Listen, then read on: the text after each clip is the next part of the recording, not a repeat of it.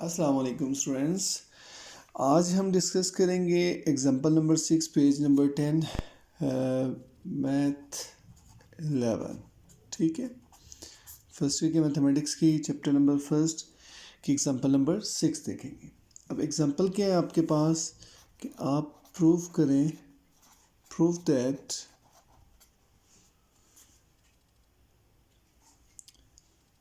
a over b and this is equals to c over d, और आपने इसको solve करना है किसके equal, which implies that A D which is equals to B C. तो यहाँ पे हमने कुछ प्रॉपर्टीज़ को यूज़ करना है, यानी कि इस पोर्शन को आप ले रहे हैं और इस रिज़ल्ट को फाइंड आउट कर रहे हैं। ठीक है, अब बहुत सारे लोग इसको डायरेक्ट सॉल्व करते हैं, डायरेक्ट ही सॉल्व नहीं होता। क्लियर जी। तो हम कंसिडर करते हैं जी, हमारे पास जो टर्म्स कंसिडर हम कर रहे हैं वो है A over B which is equals to C over D. ठीक है, पहली बात ये कि 1 एक ऐसा नंबर है जो हर एक के साथ मल्टीप्लाई होता है। ठीक है, हर एक की पावर में है, हर एक का डिवाइज़र भी है। सो हम ऑन बोथ साइड 1 को मल्टीप्लाई अगर कर दें तो a over b multiply by 1 this is equals to c over d which is multiply by 1 के साथ मल्टीप्लाई हम कर सकते हैं। अब 1 का मतलब क्या होता है? 1 का मतलब हम लिख सकते हैं जी, a ओवर a को अगर चेक किया जाए तो ये भी 1 के इक्वल है, b ओवर b को चेक किया जाए तो ये भी 1 के इक्वल है, c ओवर c को चेक किया जाए ये भी 1 के इक्वल है, d ओवर d को चेक किया जाए तो ये भी 1 के इक्वल है। मतलब ये टर्म्स कैंसिल होके a के साथ कैंसिल होगी तो 1 मिल जाएगा, c के साथ कैंसिल होगा तो 1 मिल जाएगा। क्लियर जी। अब आपने फोकस करना है कि जो टर्म यहाँ डिवाइज़र पे है, जो टर्म यहाँ डिवाइज़र पे है, इसको इस 1 की जगह रिप्लेस करें। ठीक है, इस यहाँ पे मल्टीप्लाई एंड डिवाइड करें, यानी कि आप multiply and divide right side पे किसको कर रहे हो, b को कर रहे हो। ठीक है, और इसी तरह जो टर्म यहाँ डिवाइज़र में है इसको मल्टीप्लाई एंड डिवाइड करो फर्स्ट टर्म के साथ। क्लियर, क्या बताएं, जो पहली टर्म के साथ डिवाइड हो रही है टर्म लाइक a, इसको मल्टीप्लाई एंड डिवाइड करें राइट साइड वाली टर्म की जगह। ये जो 1 है इसकी जगह आप क्या करें, b को मल्टीप्लाई एंड डिवाइड करें और यहाँ पे d को, तो ये क्या बनेगा, a over b multiply d over d this is equals to c over d multiply b over b। Clear. अब आप कहते हैं कि ये तो हमारे पास एक एक्सप्रेशन आ गया है, अब ऊपर वाली दोनों टर्म्स को आपस में मल्टीप्लाई करें तो ये बनेगा A D divides by B D and right hand side B C divides by B D. Clear. तो अब आप कहते हैं जी कि हमारे पास ये मल्टीप्लिकेशन तो होगी है, यानी कि इन दोनों टर्म्स को आपस में मल्टीप्लाई किया, इन दोनों को आपस में मल्टीप्लाई किया, इसी तरह यहाँ पे भी हमने इस तरह की मल्टीप्लिकेशन की है। क्लियर। अब आप नेक्स्ट स्टेप क्या करते हो, आप इसको लिख सकते हैं कि a over d multiply 1 over B D, यानी कि जो डिवाइज़र है इसको हम सेपरेट करने लगे, और राइट हैंड साइड को भी इसी तरह लिखेंगे B C multiply by 1 over B D. Clear. अब हम यहाँ पे एक टर्म ऐड करने लगे हैं, हमारे पास एक टर्म होती है लेफ़्ट कैंसिलेशन। ठीक है, लेफ़्ट कैंसिलेशन और राइट कैंसिलेशन। इसका मतलब होता है कि आप क्या कर रहे हो, राइट साइड वाली टर्म को कैंसिल करेंगे तो राइट कैंसिलेशन कहते हैं। अब राइट पे कौन आ रही है, ये वो टर्म है जो सेम आ रही है ऑन बोथ साइड्स। ठीक है, तो हम इसको देखें, अगर ये राइट साइड पे तो हमें इसे कैंसिल करना पड़ेगा, तो मैं यहाँ पे लिख लेता हूँ बाय यूजिंग राइट कैंसिलेशन। तो हमारे पास क्या बनेगा, A D this is equals to B C. ठीक है, अगर आप फर्दर इसको एक्सटेंड करना चाहते हैं तो multiply by 1 and this is also multiply by 1, और finally this is your A D and which is equals to B C. Clear, यानी कि आपने कैंसिल किया तो ऑफकोर्स यहाँ कैंसिलेशन के बाद जो टर्म मिली है वो यहाँ पे 1 बच गई है। ठीक है, और यहाँ पे भी 1, और फाइनली हमने अपना रिजल्ट फाइंड आउट कर लिया है। जी स्टूडेंट्स, तो ये आपके पास एग्जांपल नंबर फर्स्ट थी। ठीक है, अब हम आते हैं इसकी एक्सरसाइज की तरफ। तो एक्सरसाइज बहुत ही सिंपल है। फर्स्ट क्वेश्चन आप नोट करेंगे तो आपका जो स्मार्ट सिलेबस से क्वेश्चन है, क्वेश्चन नंबर फर्स्ट का थर्ड पार्ट है, ठीक है। और थर्ड पार्ट में उसने मेंशन किया है, क्वेश्चन क्या था, क्वेश्चन नंबर एक्सरसाइज नंबर 1.1, ठीक है। And question number 1, question number 1 है, कहता है कि which of the following set have closure property with respect to addition and multiplications. हम क्लोजर प्रॉपर्टीज़ के हवाले से डिस्कस कर चुके हैं। अब वो कहते हैं कि आप चेक करें कि कौन कौन से हमारे पास जो सेट्स गिवन है ये क्लोज्ड है अंडर मल्टीप्लिकेशन एंड एडिशन, ठीक है। तो हम सबसे पहले सेट कंसीडर करते हैं जी। कंसीडर हमारे पास जो सेट है लाइक मैं उसको कहता हूँ वो है let A which is equals to, पहली एग्जांपल में पहला क्वेश्चन में ले रहा हूँ जी थर्ड पार्ट, ठीक है, जो स्मार्ट सिलेबस में है। और ये आपके पास आता है 0 एंड -1, ठीक है, 0 एंड -1, ये आप नोट कीजिएगा, बल्कि ये कर्ली ब्रैकेट होगी, सेट है, ठीक है। तो A this is equals to 0 and -1। हम सबसे पहले चेक करते हैं जी फॉर एडिशन, चेक कीजिएगा फॉर एडिशन, यानी कि आप क्या करते हो, आप टेबल बना लें बेशक, ठीक है। आप कहते हैं जी हम प्लस का रूल अप्लाई करने लगे हैं, 0 एंड -1, 0 एंड -1, ठीक है। ये मैंने एक टेबल बना दिया है। हम कहते हैं 0 में 0 ऐड करेंगे तो क्या होगा 0, 0 में -1 ऐड करेंगे तो -1, -1 में 0 ऐड करेंगे तो -1, -1 में -1 ऐड करेंगे तो -2।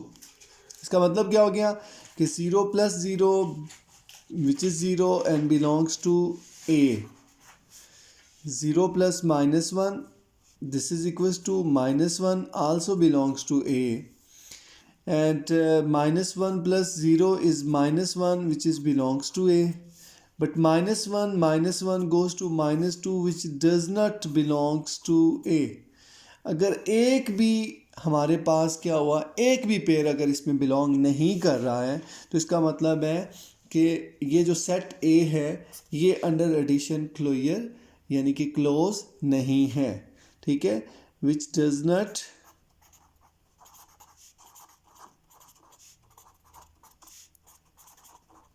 Close under closure under addition. Clear, यानी कि ये एलिमेंट तो क्लोज हो रहा था, ये 3 एलिमेंट्स तो क्लोज हुए हैं, अगर ये भी हमारे पास क्लोज हो जाता तो हम कहते हैं जी ये सेट क्लोज्ड है, ठीक है। अब यहाँ पे क्लोजर प्रॉपर्टी जो है वो with respect to addition satisfy नहीं कर रही। क्लियर, अब आते हैं फॉर मल्टीप्लिकेशन, फॉर मल्टीप्लिकेशन, ठीक है। अब हम मल्टीप्लिकेशंस की प्रॉपर्टी को वेरीफाई करेंगे तो उसके लिए भी मैं वैसे ही एक टेबल बना लेता हूँ, आप टेबल बना लें तो ज़्यादा इजी रहेगा। अब यहाँ पे मैं क्रॉस लगा देता हूँ, 0 -1, फिर यहाँ पे 0 -1, 0 को 0 से मल्टीप्लाई करेंगे तो 0, 0 को -1 से मल्टीप्लाई करेंगे तो -0 को -1 से तो 0 एंड -1 को 0 के साथ, तो ये भी आपके पास 0 और ये -1 गोज़ टू, ये आपके पास क्या बनेगा +1, ठीक है। तो हमें पता है कि -1 का प्रोडक्ट +1 हो गया, तो इसका मतलब हो गया 0 × 0 which is equals to 0 which is belongs to A, 0 × -1 goes to 0 belongs to A, -1 × 0 is also 0 which is also belongs to, but -1 × -1 this is +1 which is not belongs to A. तो हम कह सकते हैं 10, तो ये आपका जो सेट है 0 -1, A belongs to 0 -1 is does not satisfied, it does not satisfy closure property no your properties under addition and multiplication. ठीक है, तो ये हमने क्वेश्चन नंबर फर्स्ट का थर्ड पार्ट सॉल्व किया है। इसमें आपने सबसे पहले इस सेट को लेट कर लिया। ठीक है, ये मैंने लेट किया हुआ है अगेन। फिर उसके बाद हमने फॉर एडिशन का केस देखा, उसके लिए पहले मैंने ये टेबल एक बना दिया और उसका कंपैरिजन यहाँ पे भी कर दिया। फिर हमने कहा जी कि वो तो क्लोज नहीं है। फिर हमने मल्टीप्लाई को चेक किया है, उसके लिए भी मैंने टेबल बना दिया और उसको यहाँ पे कंपेयर करवाया। चेक करेंगे तो ये close with respect to multiplication and addition both cases में नहीं है। क्लियर? तो जी अब आप चेक करें, अगर मैं क्वेश्चन ले रहा हूँ, हमारे पास है क्वेश्चन नंबर 1 और इसका मैं जो पार्ट लेने लगा हूँ वो है फोर्थ। ठीक है, अब फोर्थ पार्ट क्या था जी, आपके पास आपने वेरीफाई करना था। लेट यहाँ मैं ए लेता हूँ -1 एंड +1, -1 एंड +1। ठीक है, और उसने कहा कि इसको चेक करें कि क्या ये क्लोज है अंडर एडिशन और मल्टीप्लिकेशन। तो मैं यहाँ सबसे पहले लिखता हूँ जी फॉर एडिशन, एडिशन को मैं यहाँ प्लस लिख रहा हूँ। ठीक है, आप पूरा एडिशन लिख सकते हैं। वही टेबल ड्रा करते हैं जी, बेस्ट रहेगा अगर आप टेबल बना दें। -1 1 -1 1, चेक करें -1 में -1 ऐड करेंगे तो आपके पास क्या बनेगा -2। ठीक है, -1 में +1 ऐड करेंगे तो क्या बनेगा 0। -1 +1 में और नेक्स्ट वन क्या है, -1 में +1 ऐड करेंगे तो ये भी 0 और -1 में +1 में +1 ऐड करोगे तो +2। इसको चेक करेंगे तो हम कहते हैं G -1 + 1 this is 0 not belongs to A. ठीक है, -1 -1 is -2 which is not belongs to A. उसके बाद +1 -1 is equals to 0 not belongs to A and +1 is equals to 0 which is also not belongs to. इसका मतलब है यहाँ से तो कोई भी बिलोंग नहीं कर रहा है, तो सो हम कह सकते हैं कि अंडर एडिशन जो है ये हमारे पास क्लोज नहीं है। ठीक है, सो हम क्या लिखेंगे, अंडर एडिशन जो है आप कह सकते हैं which is not satisfy closure property. ठीक है, प्रॉपर्टी अंडर एडिशन। ठीक है, अंडर एडिशन मैंने पहले लिख दिया था। अब इसके बाद हम इसी प्रॉब्लम को, चूँकि उसने कहा था एडिशन मल्टीप्लिकेशन दोनों में चेक करें, तो हम फॉर मल्टीप्लिकेशंस के केस में चेक करते हैं। तो उसके लिए भी मैं वैसे ही यहाँ मल्टीप्लाई लिख रहा हूँ, -1 +1 -1 +1, -1 को -1 से मल्टीप्लाई करेंगे दिस इज़ +1, -1 को +1 से मल्टीप्लाई करेंगे -1, यहाँ पे भी माइनस और ये प्लस।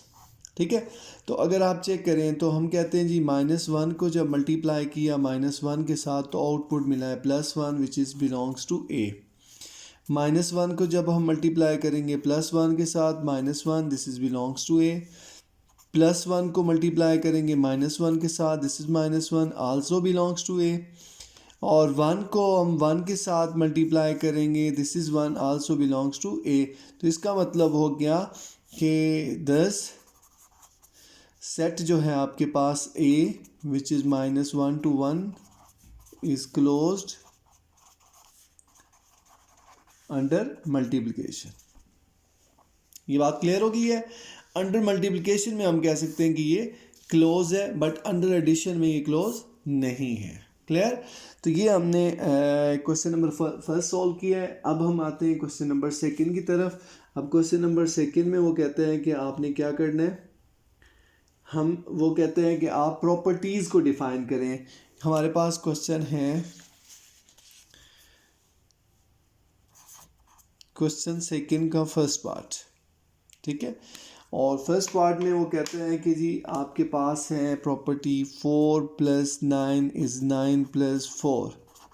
तो ये कौन सी प्रॉपर्टी है? तो अगर आप चेक करें, मैंने बताया था अगर a + b और b + a आपस में इक्वल आ रहे हों, विच मीन्स दैट कि आप कह सकते हैं यहाँ पे कम्यूटेटिव प्रॉपर्टी से सेटिस्फाई करती है। तो कौन सी प्रॉपर्टी है ये? Commutative property. Commutative property with respect to addition, with respect to addition, ये याद रखिएगा, ये जो कि प्लस हो रहा है, ठीक है। अब इसी तरह हम इसका नेक्स्ट पार्ट देखेंगे, वो है आपके पास 6 नंबर, ठीक है। अब 6 पार्ट क्या है जी, चेक करते हैं। नंबर 6 पे उसने कहा है 4.1, ठीक है, और साथ ही में वो लिखते हैं plus into -4.1, this is equal to 0। तो इसका मतलब होता है कि जब भी कभी एक नंबर दूसरे नंबर के साथ रिलेट होके आइडेंटिटी दे रहा हो तो वो दोनों नंबर्स आपस में क्या होते हैं? इन्वर्स होते हैं। तो हम कहते हैं जी कि इन्वर्स टू ईच अदर या एडिटिव इन्वर्स, ठीक है। तो मैं चले एडिटिव लिख लेता हूँ, एडिटिव इन्वर्स,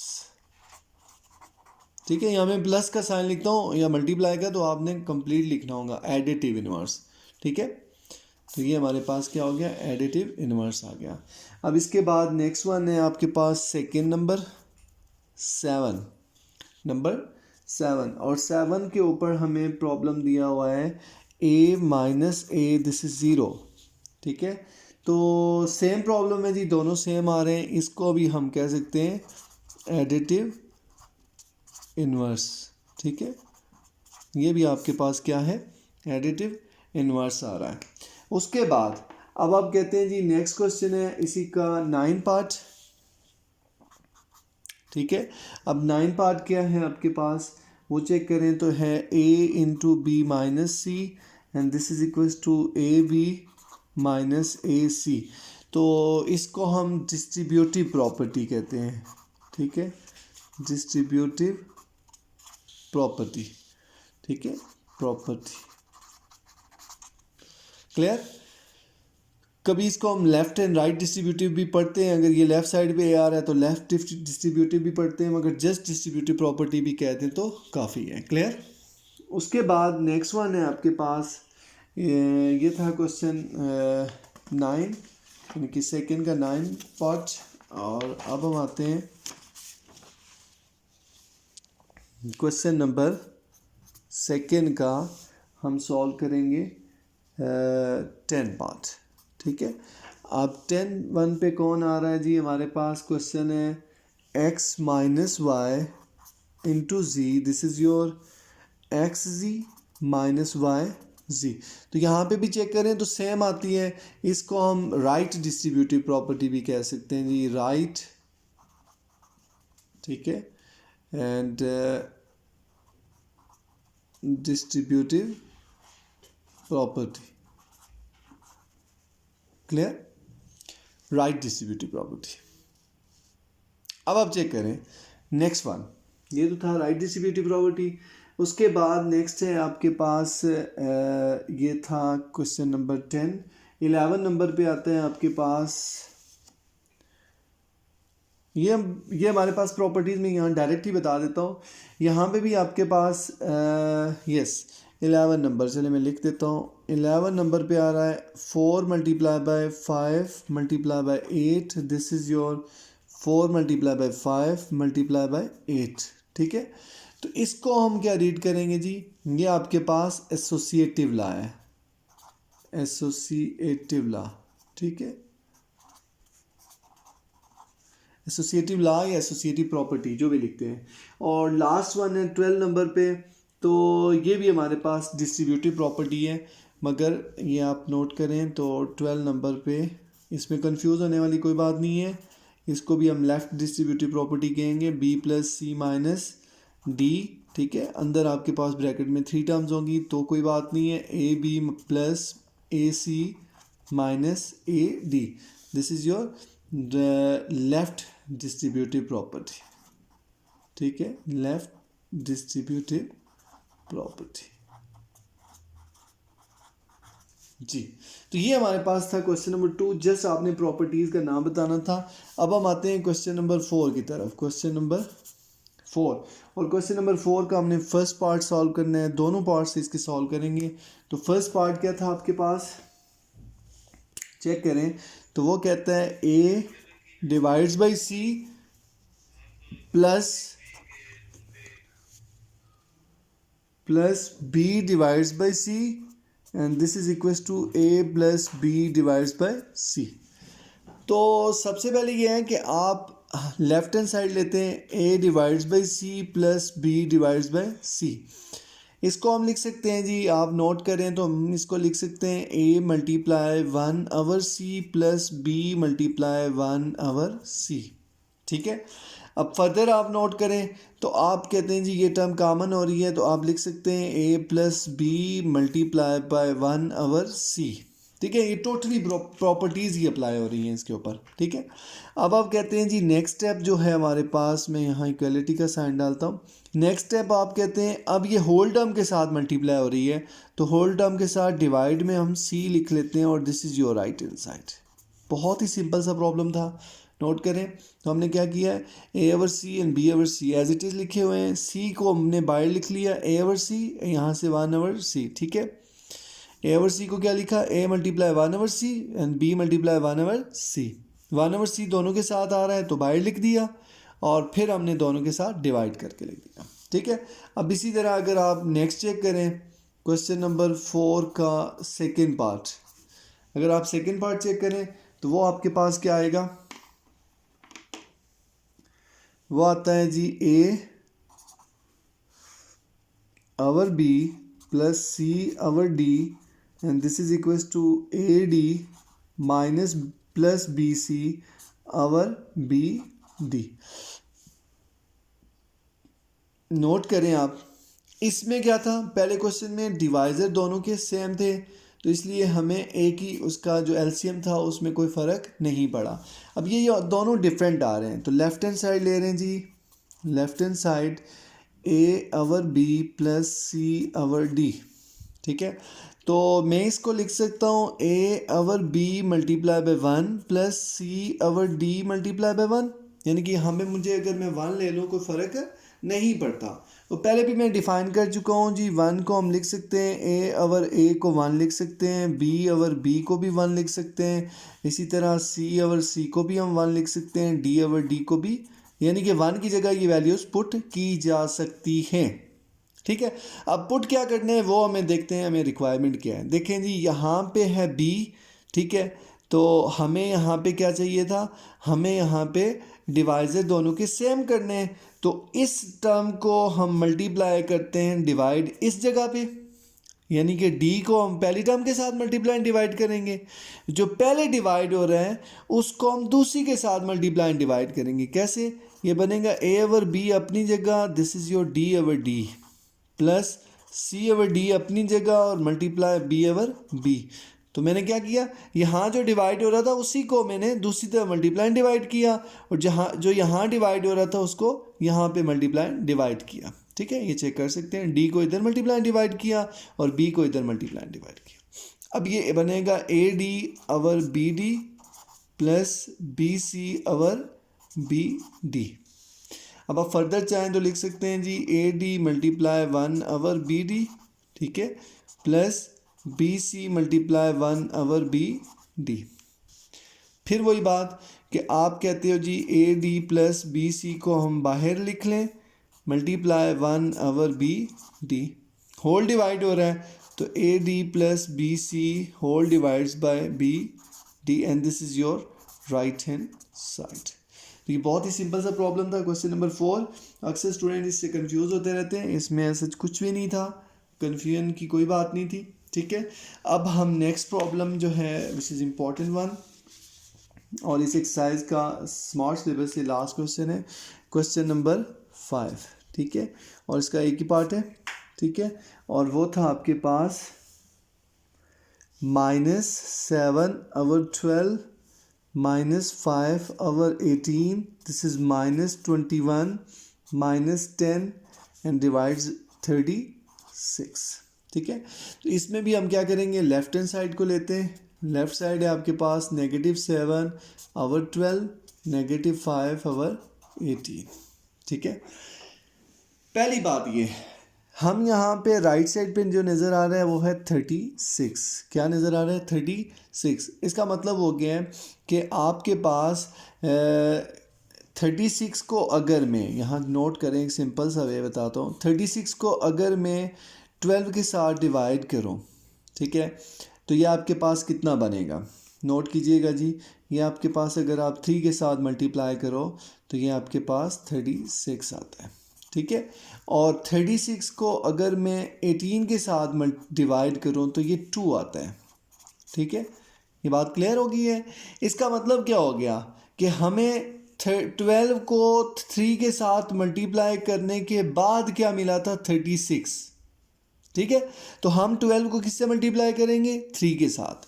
चलें, पहला स्टेप तो मैं लिखता हूँ 7/12 multiply by 1 minus 5/18 multiply by 1। ये तो हम लिख सकते हैं ना, इसमें तो कोई प्रॉब्लम नहीं है। तो क्या बताया मैंने?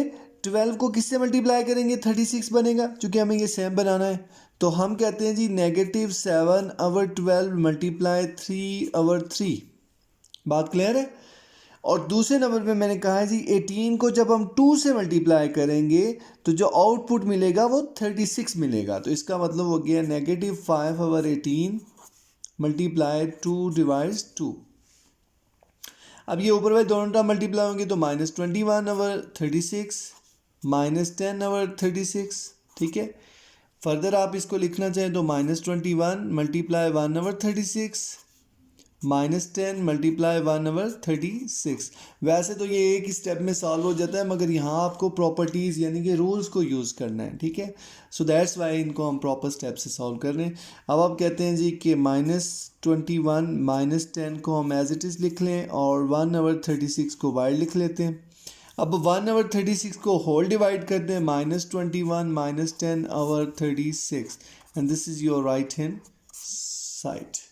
जी स्टूडेंट्स, ये हमारे पास थी एक्सरसाइज 1.1 और इसके जो स्मार्ट सिलेबस के क्वेश्चन थे वो मैंने सॉल्व कर दिए, ठीक है। अब नेक्स्ट इंशाल्लाह हम नेक्स्ट एक्सरसाइज डिस्कस करेंगे और एक्सपेक्टेड है कि हम उसमें जो है नया सिस्टम डिस्कस करेंगे which is a complex system, ठीक है।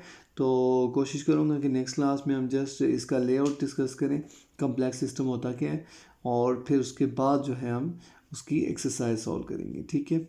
ओके, अल्लाह हाफिज़।